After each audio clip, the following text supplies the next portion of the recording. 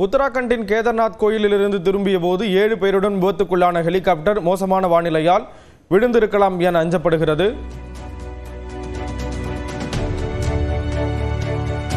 அந்த காட்சிகளை பார்க்கிறோம்.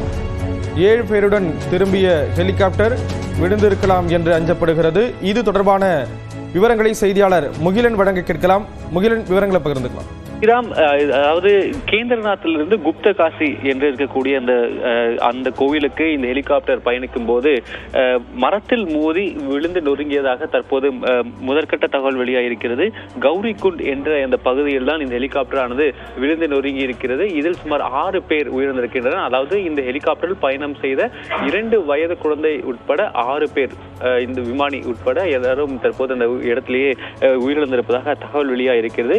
மோசமான வானிலை காரணமாக விமானி இந்த ஹெலிகாப்டரை அதிக உயரத்தில் பறந்ததாகவும் அப்போது அங்கிருந்த ஏதேனும் ஒரு மரத்தில் மோதி இந்த விபத்து ஏற்பட்டிருக்கலாம் என்ற தகவல் வெளியாகிருக்கிறது. இந்த ஹெலிகாப்டர் விழுந்ததை அடுத்து தற்போது இந்த